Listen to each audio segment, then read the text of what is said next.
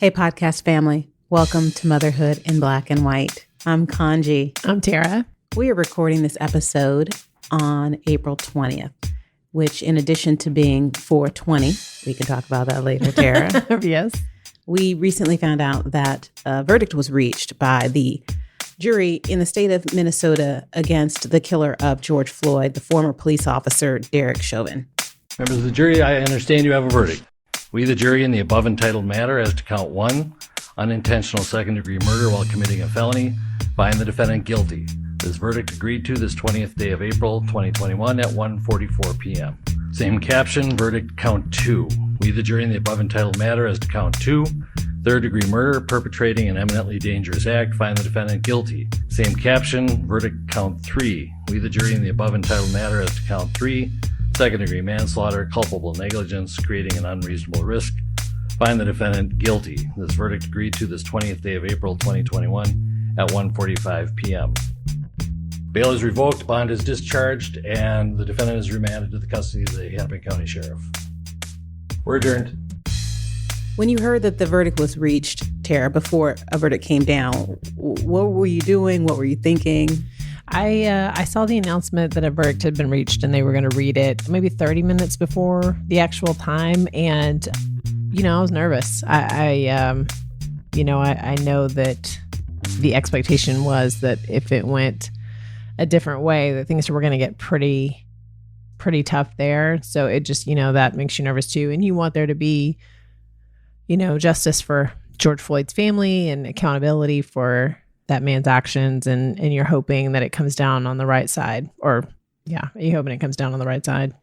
Yeah, you just said the word justice. And that's a word that I've been thinking about a lot the last year, pretty much almost every day for the last year. And I was thinking about a quote from Benjamin Franklin, who wrote that justice will not be served until those who are unaffected are as outraged as those who are.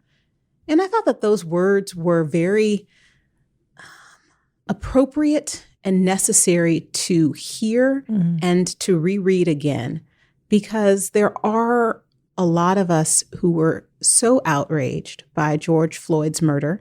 And now I can say his murder without getting some feedback from people. Yes. Yeah, exactly right. Right. His murder. Mm-hmm. And so we go back to when it happened, which was now almost a year ago, 11 months ago, when George Floyd was murdered in the streets in public. On video. Broad daylight. Yeah, with a young girl who recorded the video, the courage she had to record this video and to beg for his life. In those 11 months, we look and think about how many things have changed, right? We shared with the podcast family, we shared with you all last week that I started a new job this week. And the new job that I started is in the equity ecosystem. So I left the practice of law. And after George Floyd was murdered, that's when we started our nonprofit. Yes. About a week after George Floyd was killed, we started this nonprofit to start to advance these conversations around racial equity, focusing on parenting and how we could start to work in our communities to build safe and inclusive spaces and to create spaces and create a community where all of our kids, hearkening back to the words of the Reverend Dr. Martin Luther King, we're not judged on the color of their skin, but on the content of their character. Right? That's right. And then we talk about how this podcast was born out of George Floyd's murder. Same conversation. That's right. Yeah. I was driving here tonight and I was thinking about the verdict, what that means. And I was thinking how, a year ago, that event just changed everything. Right. In so many different ways, but especially for us, I was like, man, this is like the catalyst that, spurred on our friendship even further and started this podcast, started the nonprofit. I was thinking all the things that we've accomplished with Embrace Action. I mean, I had a reflective moment, like grateful that this story is wrapping up just as well as all of those activities have as well. You know what I mean? It's all kind of come to a conclusion that we can feel good about, better about. I don't know what the words are. His family's not going to get him back. And, a man is dead. And, there's no way to ever make that fully right for the people who loved him.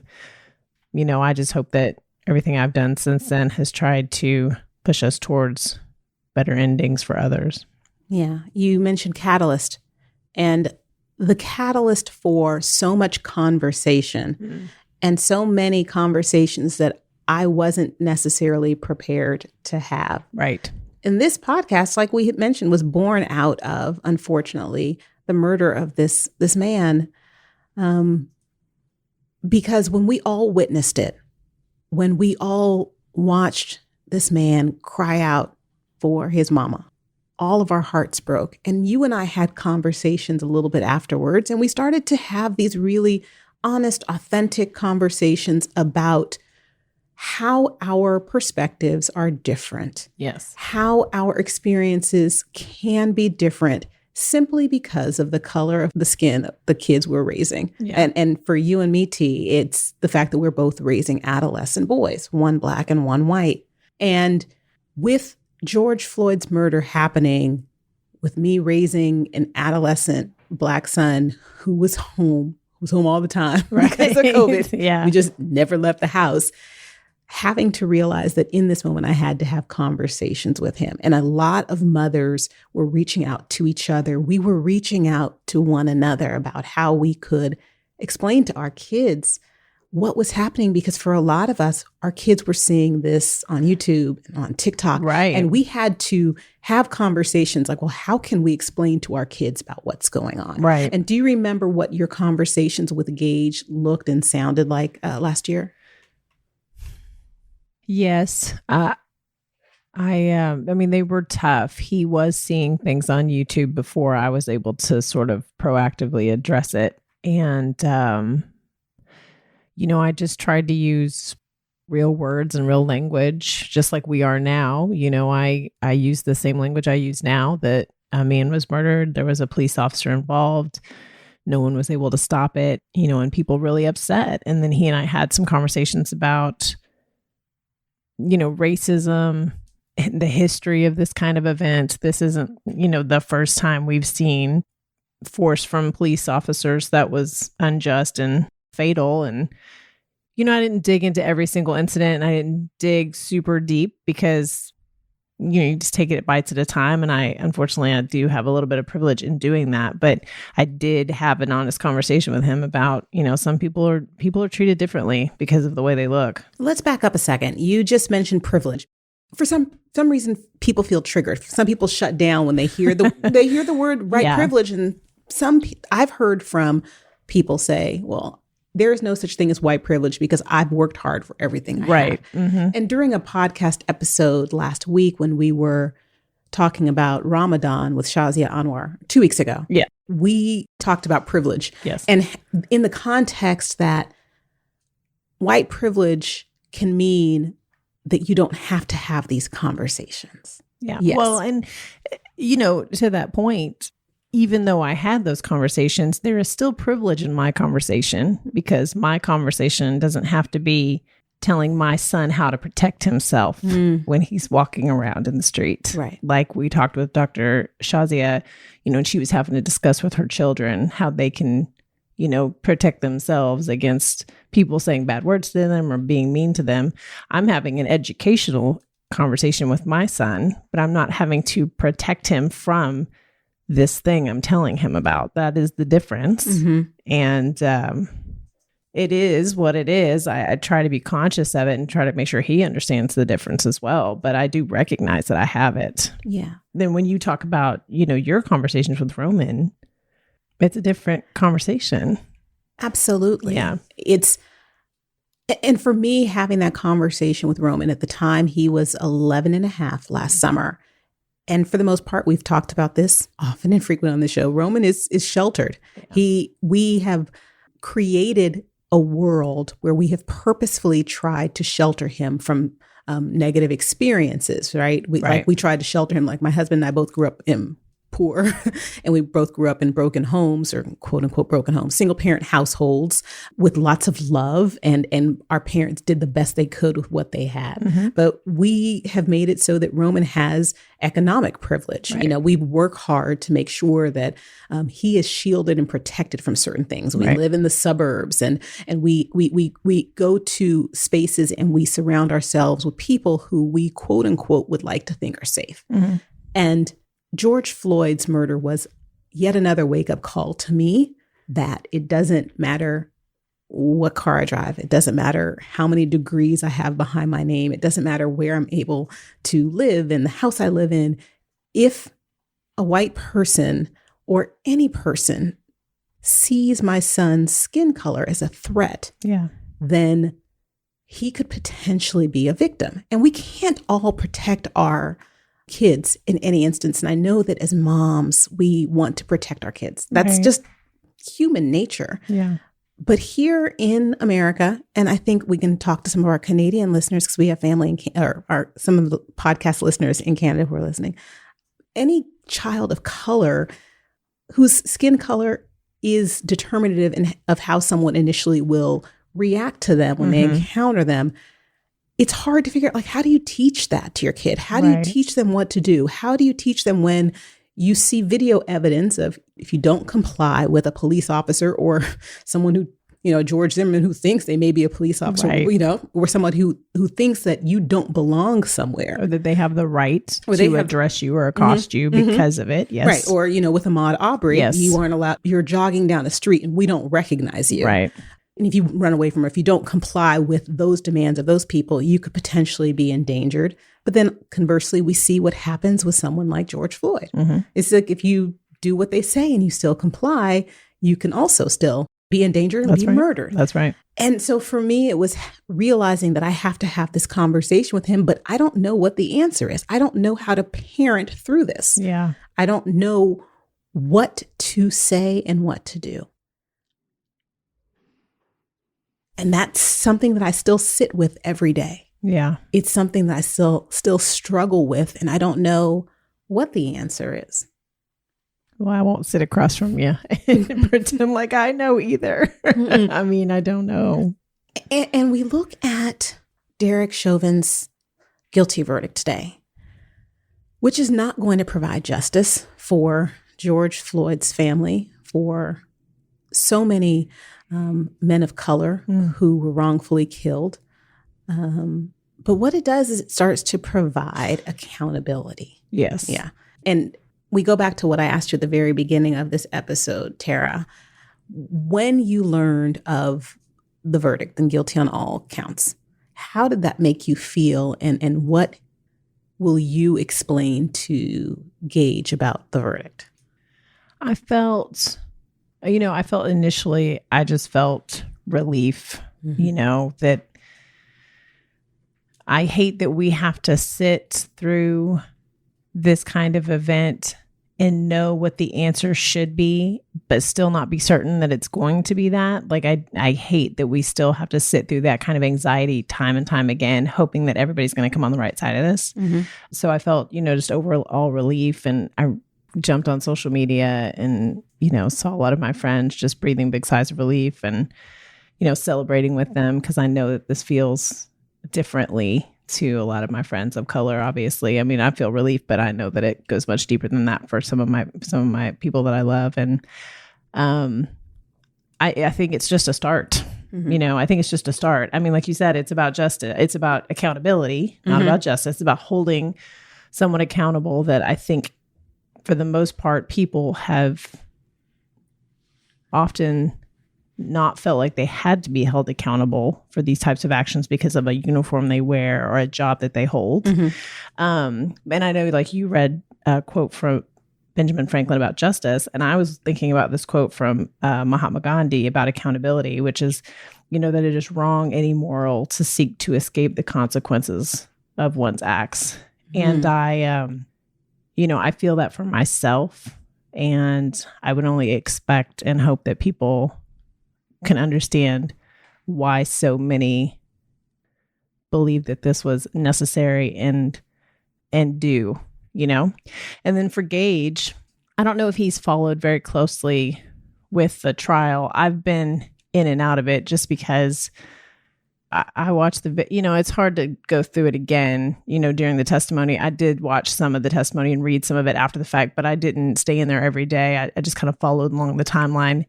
But for him, we'll revisit it. We'll talk about, do you remember what we talked about last year and what happened? The man who killed him has been found guilty, and that's really good. And here's why it's sort of, what's the word I'm looking for? It's sort of it's kind of new. You know what I mean? Like unexpected. Right. And here's why, so we'll talk about it and just make sure that we're closing the loop on these conversations. So many times I think that these things happen and then we just let them kind of flail off into the sunset and settle back into what we know. And, the murder of George Floyd was one of those turning points for me where I realized that maybe I had been not closing the loop on some things that I had felt and seen, and thanks to you and Embrace Action and this podcast, it helped me continue to push and educate myself and fight this fight and stay at the forefront and not just settle back in. Yeah, for me, as I stated before, for a long time, I thought that it would be okay if I was kind of like George Jefferson from the Jeffersons, moving on up. Yeah. And that some sort of economic privilege would afford me some distance and a place in America. Yeah. Like some respect. Right. Because of the tension and the trauma of the last 4 years, starting in 2015, a lot of my confidence crumbled. Yeah. Because I did realize that to a segment of people, it didn't matter about who I was, the quality of who I was. Yeah. Because a lot of people, all they saw was she was a Black woman. And what I started doing was taking my education and my voice and some wisdom that I have learned and my ability to code switch because of my fluency in lots of situations, to be an educator, to be an advisor, to be an advocate for equity. Right. And to realize that there are times when we can step back, but there are also times that we need to step up. Right. There was no greater time than last year. And there was no greater reason than for my son to step up and keep on stepping up. Yeah. And so I moved into this space of being an inclusion and belonging strategist and someone who works in the equity ecosystem full time with, unpaid with the nonprofit and doing that volunteer work pretty much full time. Yeah. And then that led to this new career position. And my mom was like, I'm just glad you paid off your law school loans. I said, me too. Can you imagine if I stopped being a whole new career, not a lawyer, still paying law school loans? People were like, I'm confused. So you're just not going to practice law anymore. Didn't you pay thousands of dollars to get that? I said, I sure did. Listen, I didn't. Once a lawyer, always a lawyer. Right. I don't call it my degree. I call it my receipt. I was like, I have very expensive receipts a from very lots. expensive piece of paper. Mm-hmm. Mm-hmm. But let's take a little bit of a deep dive as we back up into what you said about the Gandhi quote and escaping the consequences. Yes. For me, my heart hurt and I was clutching my pearls to realize that we were having a 4-week trial for a murder that all of us saw. Agreed. And then, like you said, my heart paused earlier today. And again, we are recording this podcast episode the day the verdict came out. My heart paused thinking that it was possible that some people on a jury may have thought that this man didn't commit murder because there was this, we're putting the victim on trial. Mm-hmm. And greater than what happened with George Floyd, there's the victim shaming that continues to happen. Yes. And not just to George Floyd, not just to men of color, but it happens with women. Yes. And we have to look at why it is that underrepresented groups, that marginalized groups are the ones who are victim shamed. Right. And what we can do to change that. Right. Yeah. Why the narrative automatically becomes, well, they must have done something wrong, as opposed to this other group that did something wrong. Yeah. Well, why one justifies the other? Why, if somebody did do something wrong, did that particular action warrant murder? Mm-hmm. Probably not. Right. Could both people have been wrong and still need to be held accountable? Yes, 100%. So we think as yes, and we think as mothers, how we can have these conversations productively Right. with our kids. Right. And because our sons are near the same age, I think that the content of our conversations will be somewhat similar. Again, the angle and the lens by with which we approach it is going to be different, Yeah. obviously, because I hope and pray that your conversations are with Gage, as I kind of know they are because I know you. It's just, don't make these assumptions. This Right. is how you act because you use your position and the color of your skin for good. Right? That's right. I mean, hopefully we've talked about this over and over again, but I'm modeling that in a way so that I don't know that we've ever had to have that. Well, we've had it a little bit maybe about other things, right? Like, but he sees how I am and he behaves in kind. Like he doesn't, make rash judgments or assumptions just based on when someone looks. Like we've had conversations about, some friends with disabilities and how we just need to be conscious of some limitations and make sure we're bringing them along with us. You know what I mean? But it's never had to be like, I've never had to talk him down out of acting like that. You know what I mean? It's always just been more like, hey, just pay attention. That person needs a little extra attention when you're walking, or, hey, if you see somebody being hurt, make sure you say something, see something, say something. We have those kind of conversations. Right. But yeah. I mean, we do have those conversations. We need to be cognizant of the fact that we as a community, we as a country, we as a world heard George Floyd call out and cry out for his mama as the breath was leaving his body. But his murderer, Derek Chauvin, also had a mother. Yeah. And so I question often why it is or how it is that people are raised to fear or to hate someone because of the color of their skin. Last summer, when Roman was watching a TikTok video and he came running to my room and he said, Mommy, crying hysterically. I said, what's going on? What's wrong? He's like, I have to leave because the Ku Klux Klan is coming to Mansfield and that's somewhere in Texas and they're coming and they said all Black people have to be worried. He looked at me and tears were streaming down his face and he said, Mommy, what's the Ku Klux Klan?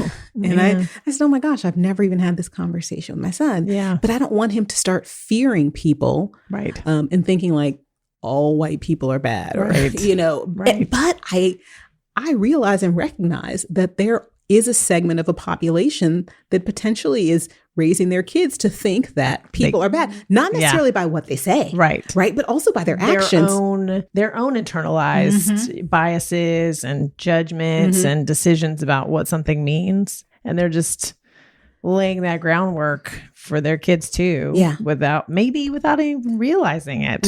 I don't know, right? But there was a meme that came out, meme. It's meme. Meme. I don't know what I'm saying. There was this meme that came out last year that was circulated among a lot of white women that said, I will teach my babies to love your babies.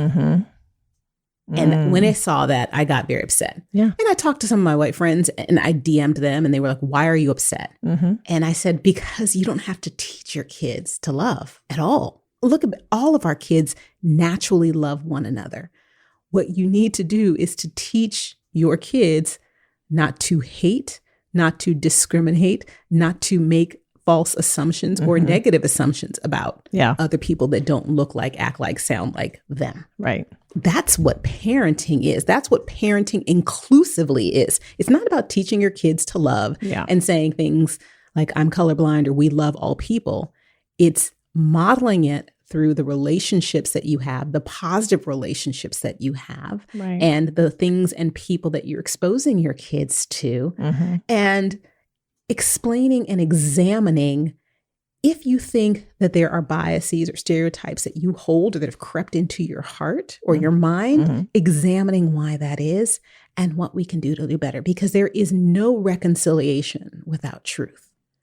I agree. That's why, and that's also why, at Breaks Action, we say love is action. Love is action. Love is action. I appreciate you sharing that. I know that many people, and I think especially like as we've started this nonprofit, we've met a lot of women and a lot of moms too. And I think that they often mean well. Mm-hmm. That meme is intended to be hopeful and, love conquer. We get it. I get it. But I think we've seen that this is not something we can just shine our Care Bear hearts and make it change. It's going to require work, internal work, external work, feet on the ground, real work to change hearts, change vision, help people uncover those things so that we can see the truth. I agree. Yeah. Yes. Truth, accountability, action, hope, justice. Today was and is a day where we can all breathe, like you said, and exhale for the first time in a really long time. Start to inhale confidence. And as we breathe out, realize that we still have work to do. Still have work so to do. Keep That's on breathing. Right. We got a lot of work to do. Take your deep breath, get your rest. And this is a great moment. And, we could spend another hour talking about some of the events of the last 2 weeks that look very similar. Right. I mean, this is not the last man of color that has been murdered by the police since George Floyd. I mean, he's not the last one. There's been several since. We've seen it over and over again. It's been a tough couple of weeks for that.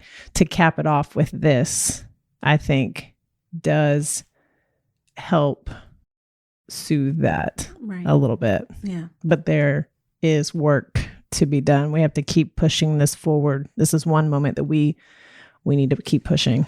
Definitely. We have not closed the door. No. We have not overcome. No. we have a long ways to go. We will count the wins. We will clock this win. And we will keep on marching. Yes. But Tara's going to keep on marching tomorrow because tonight is 420 and Tara has a versus contest that she's about to get to. I do. It's Method Man versus Redman. Oh my goodness. I know. I love it. It's like Swiss Beats and the versus Timbaland. And my man. It's Swiss Beats and Timbaland. Oh, really? Yeah. Okay. See, maybe my favorite producer of all time. Really? Oh, yeah. I would have thought it would have been like Rodney Darkchild. I do like Darkchild, but Timbaland, Timbaland and Magoo back in the day. I just can't. Like every song I loved in the 90s, I think was Timbaland produced. So podcast family, if you were just tuning in to listen to us, Tara has this unhealthy obsession with a few things. One of them is 90s hip hop music. That's right. The other is Zac Efron. I mean, a little. So we just heard also Timbaland. Timbaland. We also just heard that Zac Efron recently split with his longtime girlfriend. So I'm letting Tara's husband know. Just keep her locked in because check her Insta messages because she might be trying to. I'm going to pull a Lizzo. Slide into his DMs. That's right. He's single. No judgment from me. No judgment from me at all. I like to end this with a little bit of humor because we have to continue to smile. Even in the darkest of times, we find joy in places. And for me, when I heard the verdict was coming out today, I didn't turn on the TV. I didn't look at my phone. I went to my now 6th grade son's school and I waited in line to pick him up, just knowing that being there for him and seeing him come out of the building as slow as possible. Girl, always as slow as possible. But that's what was going to bring me joy. And I was trying not to be a little bit of the regular, just a little bit of the regular in the day-to-day. Just today. At least he can be counted on to be, what's the word? Consistently slow. Thank you. Consistently slow. But you know what? I'm going to take my time at every step he takes, be there with him and to continue to breathe alongside him. With that being said, podcast family, for our parents out there, take some time to breathe with your kids. And if you have not, take some time to talk to them about what's going on in an age-appropriate fashion and listen. Really listen to your kids and listen to our kids. There's a lot of things that we can learn from them. Yeah, thank you guys for joining us for this conversation. This was not our planned topic, but we Is it ever? This one was just, we couldn't talk about anything else. I mean, this is the event that sort of changed it all for us. And so I hope you enjoyed listening into our just off the cuff, straight up conversation today. You can join us each week. We do have great planned topics for you coming. So make sure you follow us on all the listening platforms.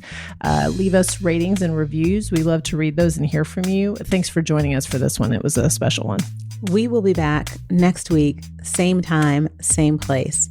Remember, family, guard your health, mental, physical, and spiritual. And we look forward to being with you again next week. Take good care.